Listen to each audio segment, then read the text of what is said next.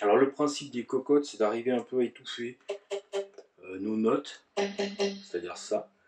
Et puis de travailler aussi les accents, puisque c'est le principe, on va dire, de mettre en évidence l'harmonie par rapport à un accord, et puis ce petit gimmick, ce petite cocotte qui permet d'embellir, on va dire, un petit riff. Alors, au niveau des notes, on va donc travailler surtout, on va dire, autour de notre accord. On est donc toujours sur notre plan, je vous rappelle, en La mineur.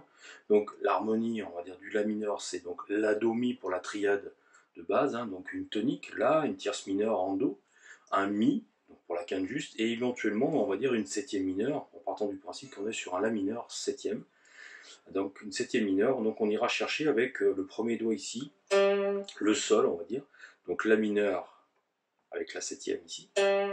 On viendra résoudre avec le La, donc la tonique, et on viendra aussi jouer cette petite note là, donc avec le premier doigt. On va travailler essentiellement avec premier et troisième doigt. Ce premier doigt donc va venir jouer un Do, qui est donc la tierce mineure en l'occurrence. On viendra ensuite jouer, on va dire, à l'octave, pour reprendre par principe ce qu'on a sur la ligne de basse, entre Do, et la suite, c'est-à-dire Do Ré, tout simplement. C'est-à-dire en fait, puisque si ça c'est la troisième note en l'occurrence, donc la tierce puis la quarte, puis après 3 il y a 4 normalement. Donc le principe c'est d'arriver à jouer donc toujours première, quatrième double au départ.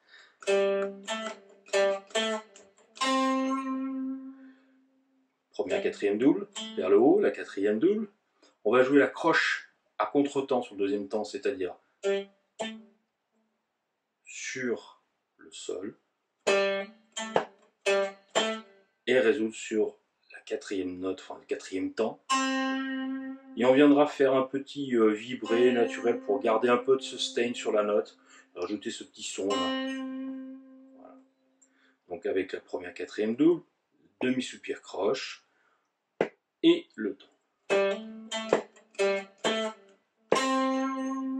Donc ça on va le jouer 3 fois, on va dire donc 3 mesures, et on viendra donc sur la quatrième changer un petit peu le plan pour faire une résolution de façon à relancer, on va dire, la machine. Donc le dernier, ça sera une résolution avec, comme la basse, le Do, puis le Ré, avec les deux croches, donc ta, ta, temps contre temps. Hein.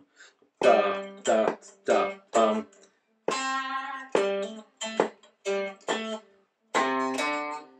Voilà.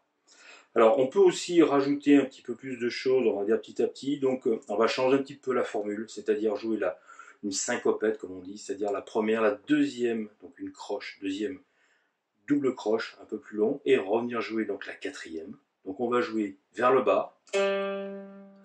On va venir jouer avec un hammer-on, c'est-à-dire on va faire, comme on dit en classique, un couplet ascendant, c'est-à-dire venir jouer en tapant la note, donc faire Sol-La. D'accord. On va garder donc la note longue, et on viendra jouer de nouveau vers le haut, donc cette note, le La. Donc, ta, da, ta. Ou alors si vous faites tout au médiateur, bas, haut, haut.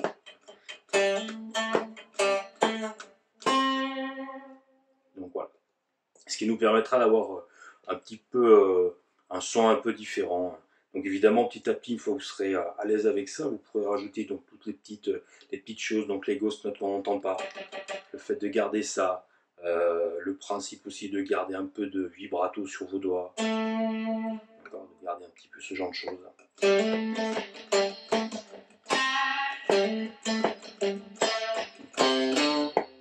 Voilà.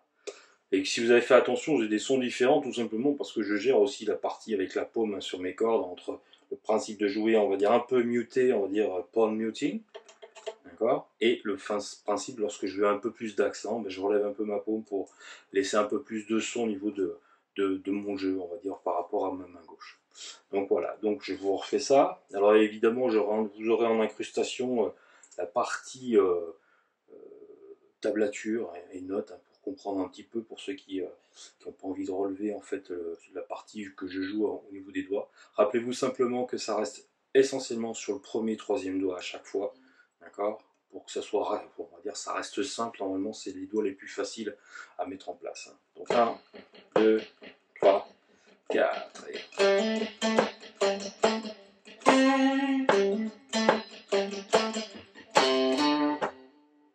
Donc voilà, donc je vais vous refaire la même chose mais avec la séquence. Donc voilà, on est reparti. 1, 2, 3, 4.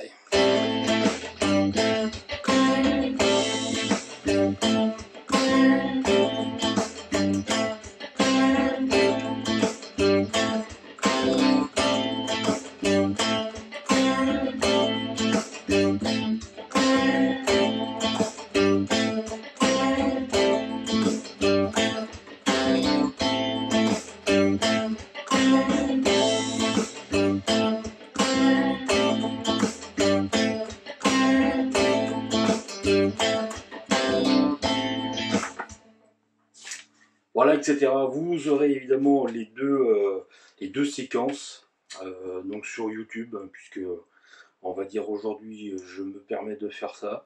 C'est complètement différent de ce que je fais d'habitude par rapport au cours. Je préfère quand même être devant mes élèves, c'est quand même plus sympa, on va dire.